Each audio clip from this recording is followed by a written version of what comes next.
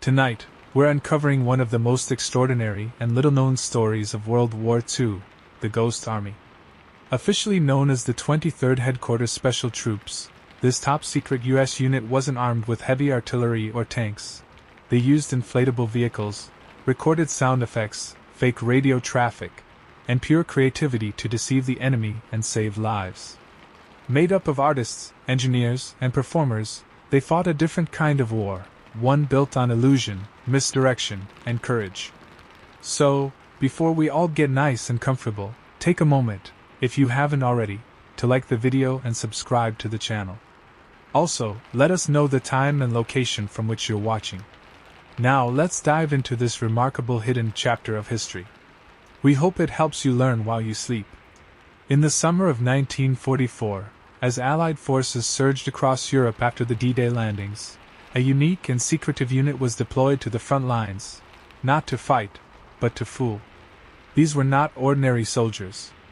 They carried paintbrushes instead of bayonets, inflatable tanks instead of armor, loudspeakers instead of machine guns. Their mission? To deceive the enemy, mislead entire divisions, and save lives, all through illusion. This was the Ghost Army, officially known as the 23rd Headquarters Special Troops. It was one of the most unusual and daring military units ever assembled. Composed of artists, sound engineers, set designers, actors, and advertising professionals, their battlefield was one of deception, and their weapons were creativity, imagination, and performance. But the story of the Ghost Army didn't begin on the battlefields of France. It began years earlier, in the offices of military planners and intelligence officers who understood that deception could be just as powerful as bullets. During the early years of World War II, British intelligence had already demonstrated the power of fake armies. Operations like Fortitude South, which helped mislead Hitler about the location of the D-Day landings, were monumental successes. The U.S. military took notice, and saw the need for an American counterpart. Thus, in January 1944, the 23rd Headquarters Special Troops was activated. It was to be a top-secret unit under the direction of the U.S. Army's 1st United States Army Group, FUSAG. It included 4 key components: a visual deception unit, a sonic deception company, a radio deception team, and a group of combat engineers for logistics and support. The visual unit, known as the 603rd Camouflage Engineers, was made up of artists recruited from schools like Pratt, Cooper Union, and the Art Students League. These were painters and sculptors turned soldiers, trained to create life-size inflatable tanks, fake airplanes, and dummy artillery. Their job was to fool German reconnaissance from both ground and air. The signal company special handled radio deception, mimicking the radio traffic of entire divisions to make the enemy believe U.S. forces were massing where they weren't. These operators became masters at mimicking speech patterns, call signs, and chatter from other units. Then there was the 3132nd Sonic Company, made up of audio engineers who used cutting-edge recording techniques, many from the Bell Labs and the film industry, to blast pre-recorded sounds of tank movements, troop activity, and even construction work through massive speakers mounted on trucks. The sounds could be heard 15 miles away and created the illusion of movement and force where none existed. All these elements worked together like a theater troupe on the world's deadliest stage. They wore uniforms of units they were impersonating. They painted fake insignias on their vehicles. They created entirely false camps, complete with laundry lines, fake campfires, and dummy headquarters, all to suggest the presence of thousands of troops, when in reality, there were only a few dozen Ghost Army members on site. From Normandy to the Rhine, the Ghost Army would carry out over 20 battlefield deceptions, each one designed to confuse and delay German forces, mislead enemy commanders, and give Allied units the upper hand in combat. They operated under absolute secrecy. If captured, they were told to say they were just regular engineers. Their very existence was classified for decades after the war. These weren't hardened soldiers. Many were artists, creatives, and thinkers, some of whom would later become icons, like fashion designer Bill Blass, or painter Ellsworth Kelly. But in the fog of war, they performed with courage and precision. Their mission wasn't glory, it was misdirection. Their victories weren't marked with medals, but with silence. And their story was one of the greatest secrets of World War II. Before they could deceive the enemy on the battlefields of Europe, the men of the 23rd Headquarters Special Troops had to learn how to become a different kind of soldier. Most of them had never fired a weapon in combat.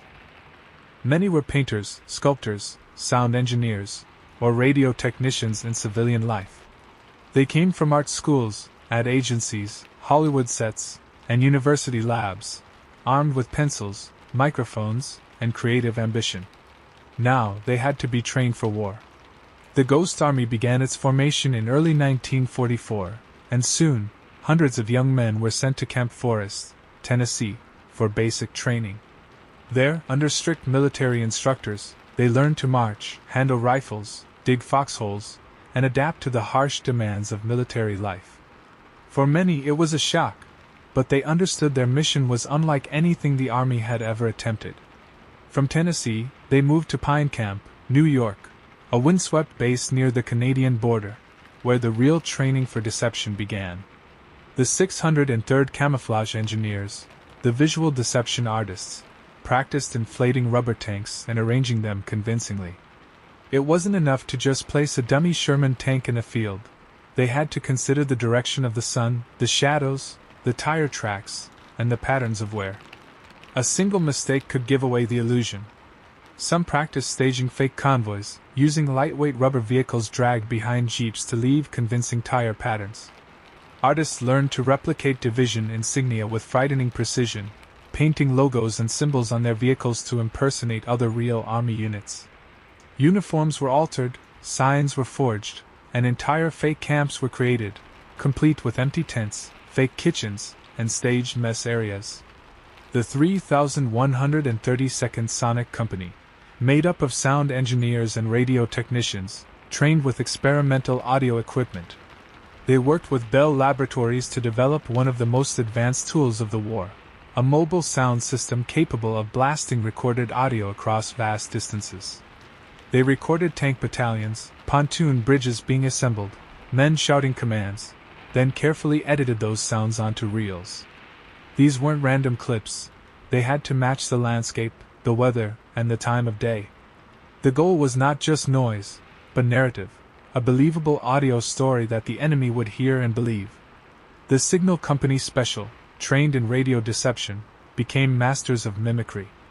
Using mobile transmitters, they learned to simulate the radio traffic of entire divisions.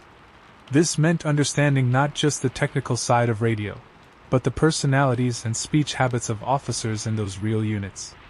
They practiced sending fake orders, engaging in false chatter, and keeping the illusion of a large force constantly moving. Even the support teams, the 406th Combat Engineers, had to play their part. They laid wires, built mock command posts, and even constructed fake artillery installations. They became experts in camouflage, both real and theatrical. All these layers, sound, sight, signal, and support, had to blend together flawlessly. Their training also included psychological warfare tactics, studying how German commanders responded to Allied movements. Every deception plan would be tailored to exploit the enemy's expectations and biases. The goal was to create confusion, hesitation, and misdirection, to make a German general pause long enough for real Allied forces to strike elsewhere. And always, the secrecy was paramount. The men of the Ghost Army were instructed never to speak about their mission, not even to fellow soldiers outside the unit. They were ghosts, present but invisible. By the time spring turned to summer, they were ready. The invasion of France had begun, and soon, these illusionists in uniform would deploy to the European theater, not to fight with guns, but with imagination, illusion, and calculated deception. The performance of a lifetime was about to begin. In late summer of 1944, with the success of the D-Day landings behind them, Allied forces surged across France. The Germans, though retreating, were still formidable, especially in strategic port cities like Brest on the western coast. It was here, amidst the rolling hills and crumbling villages of Brittany, that the Ghost Army would face its first true test under fire. The mission was simple in theory, but incredibly complex in execution, convinced the Germans that an entire American division was preparing to attack from the north, while the real assault would come from the south. A deception, crafted not with tanks or bombs, but with sound, sight, and illusion. The 23rd Headquarters Special Troops, just a few hundred men, would pose as the 6th Armored Division, a powerful unit known for its swift advances and heavy firepower. But the real 6th was far away, preparing for a different battle. That meant the Ghost Army had to be convincing, down to the smallest detail. They began by staging a phantom camp near the village of Plavenik. The 603rd Camouflage Engineers inflated dozens of rubber Sherman tanks and half-tracks, positioning them along hedgerows and tree lines where they could be spotted by German aerial reconnaissance. Wooden artillery barrels were carved and positioned behind fake bunkers. Dummy fuel depots were built, complete with fake fuel drums and parked trucks, all empty, all quiet. The 3,132nd Sonic Company rolled out their massive mobile loudspeakers, speakers so powerful they could be heard from miles away. Every night, they played carefully crafted soundtracks, tanks idling, men shouting, officers barking orders, chains clanking, boots marching through mud. These sounds were choreographed to match specific troop movements, giving the impression of a much larger force assembling for an attack. The Signal Company Special got to work as well. Using radio transmitters, they mimicked the traffic of the 6th Armored Division. Operators used authentic call signs, chatter, and transmission patterns to deceive enemy radio interceptors. The effect was convincing. To any German intelligence unit listening in, the 6th Armored was right there, preparing for a major offensive. Meanwhile, the men of the Ghost Army acted the part. Wearing the insignia of the 6th, they moved through nearby towns, casually mentioning their upcoming push. They painted division markings on jeeps, set up fake field kitchens, and even left staged rumors for local civilians to pass along. It was wartime theater, performed live, with real stakes. But it wasn't just theater. The Germans responded. Reports from the front indicated that enemy units near Brest began reinforcing their northern flank, pulling troops away from the southern defenses where the real American attack was forming. Confused by the illusion, they diverted artillery and shifted supply lines. The deception was working. The real assault came days later, swift and overwhelming. With northern defenses weakened, Allied forces broke through and captured Brest after a fierce battle. For the Ghost Army, it was a triumph, not one measured in territory gained or enemies killed, but in confusion created, resources misallocated, and lives saved. Still, the mission wasn't without risk. Though the Ghost Army carried no heavy weapons, they often operated near or even behind enemy lines. At Brest, several men came under sniper fire. The illusion was so convincing, even friendly Allied troops sometimes mistook them for the real 6th Armored, creating confusion on both sides. But the lesson was clear, the deception worked. The tools of art, sound, and mimicry had proven to be powerful weapons of war. This was only the beginning. Following the success of their first mission in Brest, the men of the Ghost Army moved eastward with the advancing Allied front. France was being liberated town by town, and now the Allies were pressing toward the German border. With the stakes rising, the 23rd Headquarters Special Troops were called upon once again, this time for a mission that would test the limits of their craft, Operation Bedtime.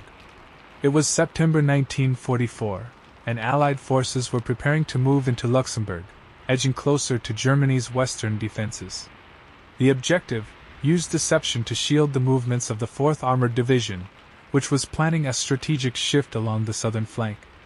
To do so, the Ghost Army had to create a phantom division to hold the enemy's attention, just long enough to allow the real one to move without resistance.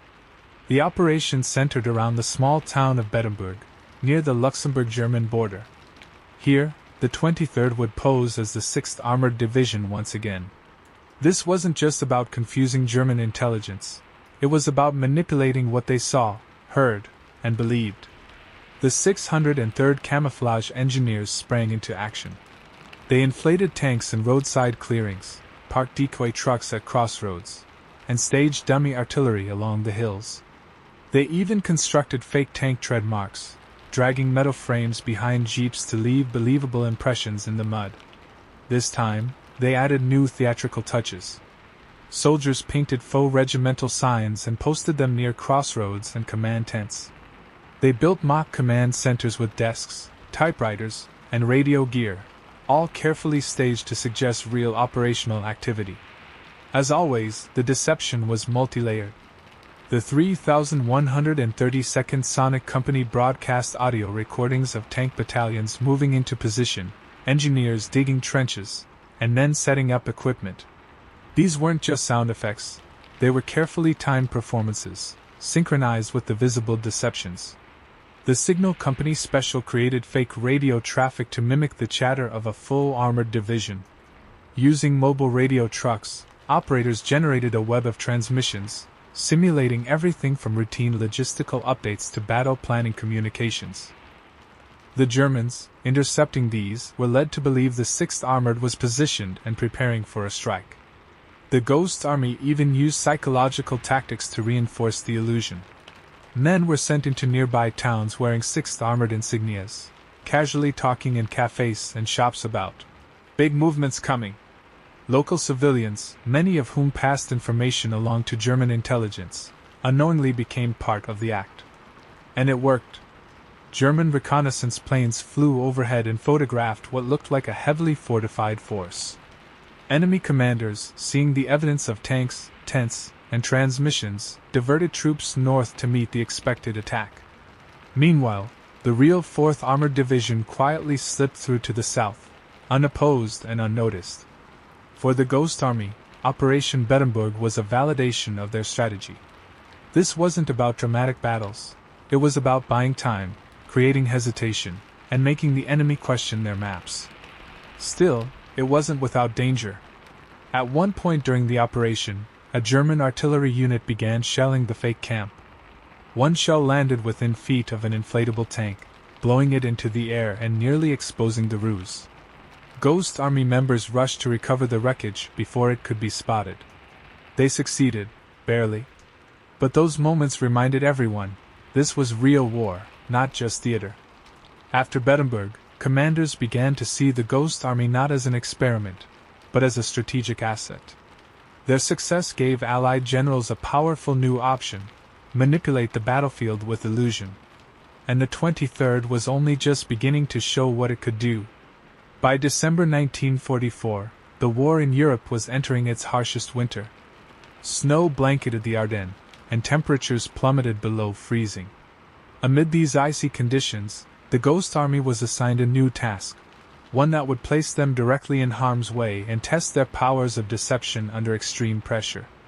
The location was Vianden, a small village in Luxembourg nestled close to the German border.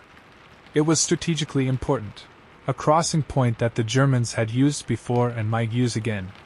The Allies needed to secure it, but they also needed to trick the enemy into thinking a large U.S. force was stationed there, when in fact, only a few real soldiers remained.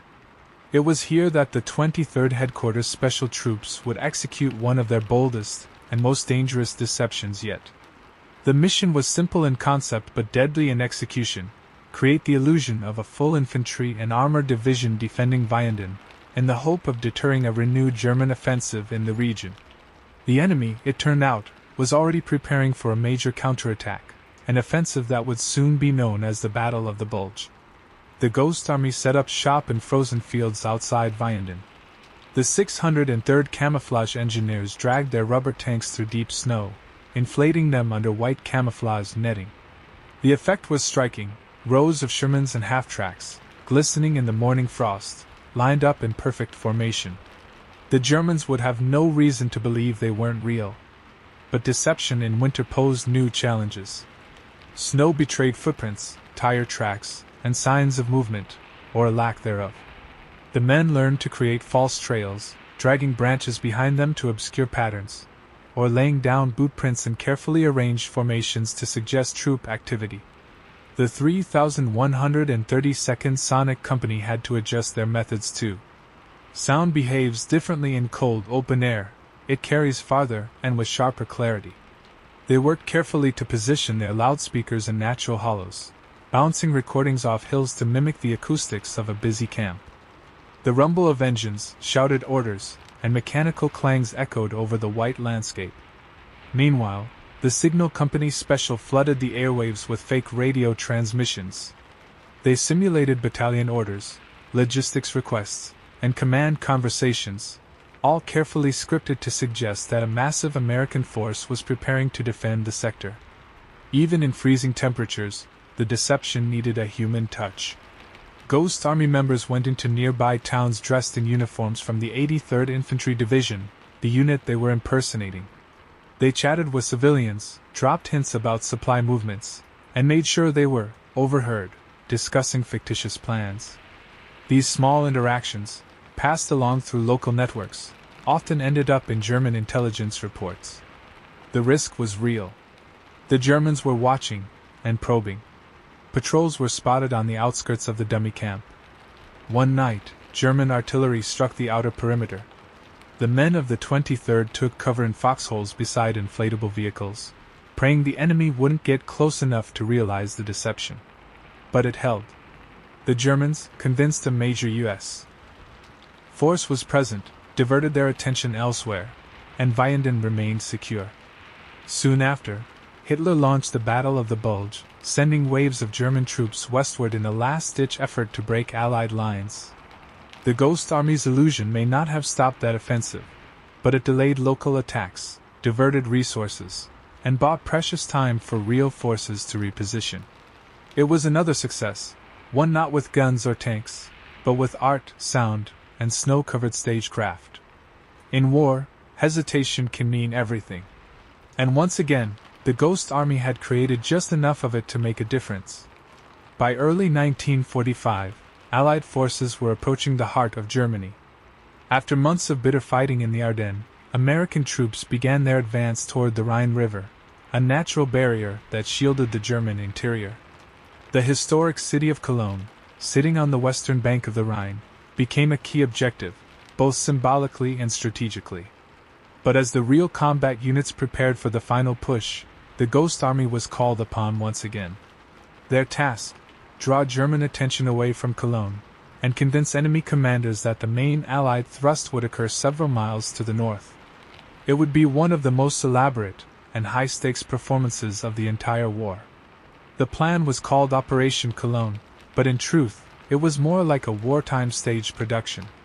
The 23rd Headquarters Special Troops moved into position in rural villages northeast of the city, where they began constructing a Phantom Armored Division, this time impersonating the 9th Armored Division, a well-known and battle-hardened American unit. The deception would have to be flawless. German High Command, though weakened, still had skilled intelligence officers and seasoned scouts monitoring Allied movements. The 603rd Camouflage Engineers inflated dozens of rubber tanks and artillery pieces, setting them in formations that could be spotted by enemy planes and ground patrols. They used camouflage netting to suggest hidden units and added fake vehicle tracks leading in and out of wooded areas. From a distance, the scene looked authentic, a massive force massing for a river assault. But the real magic happened with motion and sound.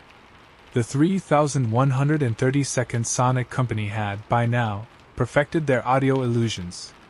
They broadcast the sounds of engines revving, metal clanking, soldiers shouting, even the clatter of pontoon bridges being assembled. The soundscapes were dynamic, adjusted day by day to simulate progress, like an army preparing to cross the Rhine. The signal company special added to the illusion.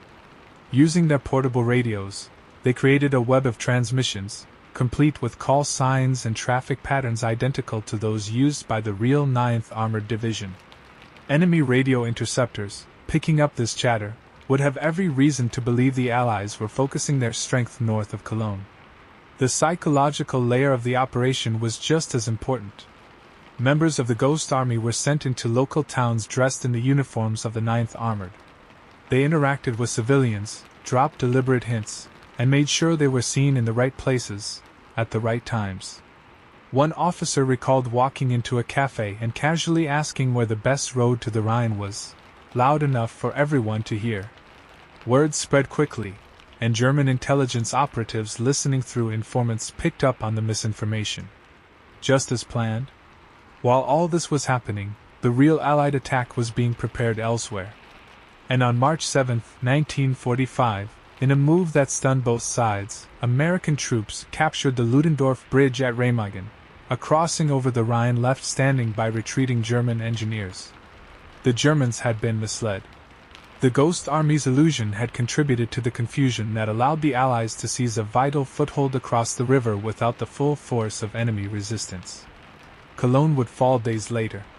The city's iconic cathedral stood amid the ruins, spared despite relentless bombing.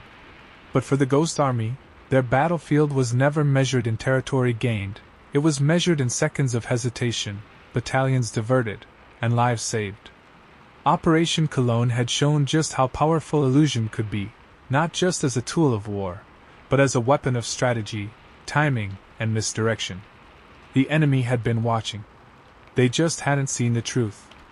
As the Allies pushed across the Rhine River in March 1945, they crossed a psychological threshold, the gateway into Nazi Germany's heartland. For years, the Rhine had stood as Hitler's symbolic and strategic line of defense. Now that it had been breached, the final phase of the war was underway. But victory was not yet certain. The German army, though retreating, was still capable of inflicting heavy damage. Towns were fortified, bridges were rigged with explosives, and loyal divisions refused to surrender. In this tense moment, deception would again become a powerful tool. The Ghost Army's new mission was to divert German forces away from the real Allied thrust into the Ruhr industrial region, the economic engine of the Third Reich. The plan was simple in principle but incredibly daring in execution: convince the enemy that a full division was preparing to attack along the northern Rhine, near the towns of Wesel and Ries, when in reality the Allied High Command intended to strike elsewhere. This operation would become one of the most important and large-scale battlefield deceptions the 23rd Headquarters Special Troops ever attempted. Once again, the 603rd Camouflage Engineers went to work.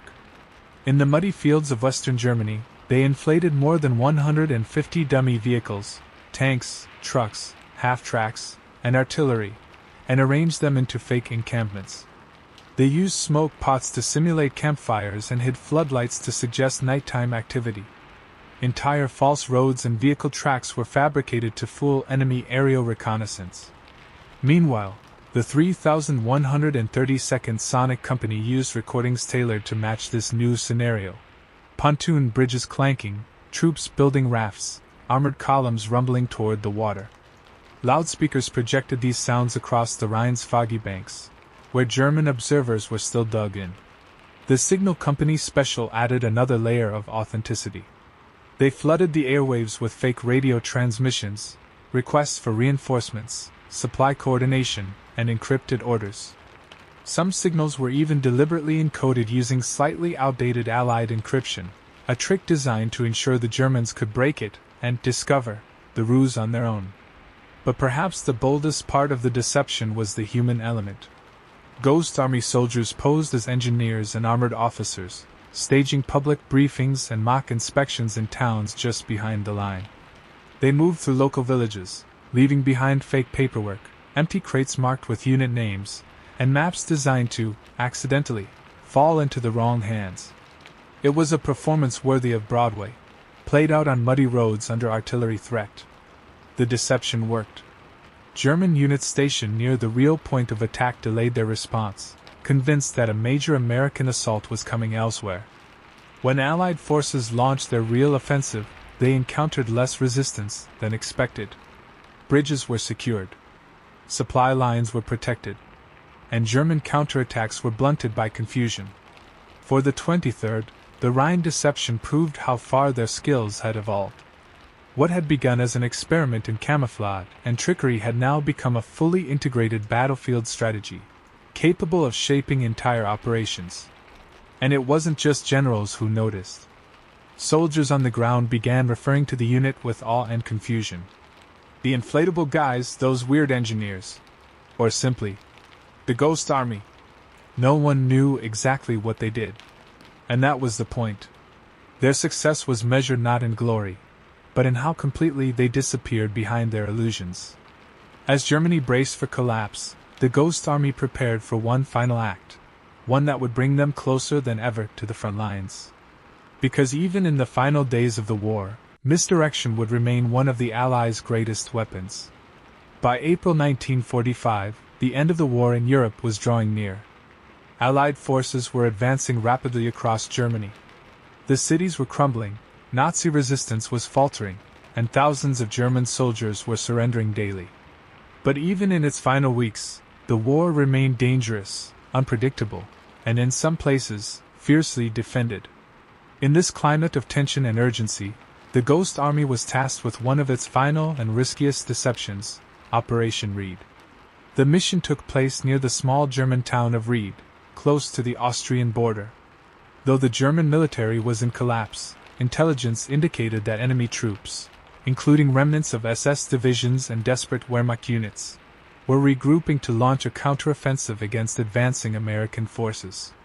The terrain in southern Germany favored defenders, with hills, rivers, and dense woods perfect for ambushes. To counter this threat, the Ghost Army would need to simulate the presence of a full division in the area, drawing attention away from the vulnerable flanks of the advancing Allied units. This wasn't about creating a distraction days in advance. This was improvisational warfare, carried out under real threat, in real time. The 603rd Camouflage Engineers, now seasoned in deception under pressure, moved quickly. They set up dummy vehicles along rural roads and riverbanks, disguising them with leaves and local brush. The trick wasn't to fool aircraft. The Luftwaffe had been nearly wiped out by this stage, but to deceive ground patrols and scouting units who might come close enough to inspect the scene. To sell the illusion, they placed empty crates marked munitions and medical supplies around the fake camps. They even tied cooked food scraps to dummy mess stations to simulate recent troop activity. The 3,132nd Sonic Company, despite the danger, deployed its mobile loudspeaker trucks near forested areas where the enemy might be listening. They blasted recordings of bridge construction, vehicle columns moving through gravel, and officers shouting in English, all to create the illusion of a large force staging for an offensive. This time, the signal company's special had to operate with extreme caution. The enemy was near, and any mistake could expose them. Still, they sent out short burst radio signals, mimicking the command structure and communication protocols of a U.S. infantry division. The goal was not a long deception, but a convincing flash of activity, just enough to make the Germans second guess and hesitate. But the most dangerous part of Operation Reed wasn't the equipment or the setup. It was the enemy's proximity. Reports came in that German snipers had been spotted in nearby woods. A scouting patrol even opened fire near one of the Ghost Army's inflatable tank sites, forcing a rapid evacuation of the team. A handful of soldiers were injured, and one was nearly captured while retrieving a collapsed decoy. Despite the close calls, the deception worked. German forces held their position, expecting a larger American force to engage from the north. This allowed real Allied units to bypass the area, moving swiftly along less defended roads and tightening the encirclement of remaining German pockets. It was one of the Ghost Army's most immediate tactical successes, achieved in chaos, under pressure, and within range of enemy weapons. Their reward? Silence. No medals. No public glory. Just the knowledge that they had, once again, altered the battlefield with nothing but illusion. As the final German cities fell and surrender loomed, the Ghost Army packed up their canvas tanks and coiled their audio wire. They had one last operation to carry out, not for war, but for memory. The performance was almost over, but the story would remain hidden for decades. In May 1945, Nazi Germany finally collapsed. After 6 years of total war in Europe, the guns fell silent. Cities lay in ruins. Millions were dead. The world, weary and fractured, exhaled in relief. But before the final surrender documents were signed, before the last German unit laid down its weapons, the Ghost Army, the 23rd Headquarters Special Troops, was called into action one last time. Their final mission wasn't about diverting tanks or masking troop movements. It was about securing peace, preventing bloodshed, and bringing the war to a close with as little additional loss as possible. The operation took place near Horshing, Austria, a strategic area still held by German forces uncertain about surrendering. Rumors swirled of fanatical resistance, especially from SS units refusing to yield even as Berlin burned. The Allies needed to convince the Germans that a massive American force was approaching, one so overwhelming that surrender would be the only logical option. And so, for the last time, the Ghost Army prepared their stage. The 603rd Camouflage Engineers set up a sprawling fake camp in the countryside, lining roads with inflatable tanks, creating dummy fuel depots, and even constructing fake field hospitals to suggest a long-term presence. They marked vehicles with the insignia of the 26th Infantry Division, a real and feared unit. The 3132nd Sonic Company, now veterans of battlefield illusion, projected night and day soundtracks of engine convoys, shouted orders, and troop drills. One night they played the audio of tanks rolling in, followed by shouted commands in German, instructions supposedly captured and reused, adding a layer of psychological intimidation. The Signal Company Special filled the radio waves with chatter between officers, requests for artillery support, and coded supply messages.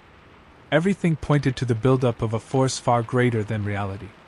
But perhaps most effective of all was what the Ghost Army had come to master, the subtle art of presence. Soldiers posed as officers in cafes, asking waitstaff for food. For 10,000 men. Others casually asked villagers about road conditions for armored convoys. Every movement was calculated to feed the illusion that something much bigger was coming. German scouts watching from a distance saw the signs, camp smoke rising in the hills, silhouettes of tanks, flickering lights at night, and roadways suddenly filled with tire marks. Their commanders interpreted it the way the Ghost Army intended, a full division, maybe more, preparing to strike. Within days, the German garrison surrendered, without firing a shot. For the men of the Ghost Army, it was the perfect final act. A war that had taken so many lives was, in that one place, ended through imagination, performance, and illusion. And then, just like that, it was over. The 23rd Headquarters Special Troops were deactivated and sent home. Their work remained classified, their story buried in secrecy. They couldn't tell their families what they'd done. Official histories didn't mention them. No medals. No headlines. Just silence. For decades, their missions remained unknown, hidden behind sealed documents and forgotten reports. But for those who served, the legacy lived on, in memories of laughter beside rubber tanks, in friendships forged through fire and fog, and in the knowledge that they had changed the war not by destroying, but by deceiving. They were actors, engineers, artists, and dreamers. And they had fought a different kind of war. One that left no ruins, only rumors. For nearly 50 years, the story of the Ghost Army remained hidden in classified files, whispered only among the veterans who had served. While the world honored the generals, paratroopers, and tank commanders of World War II, the soldiers who fought with sound, rubber, and radio waves were forgotten. Their deception missions were successful precisely because no one knew they existed. But that secrecy came at a cost.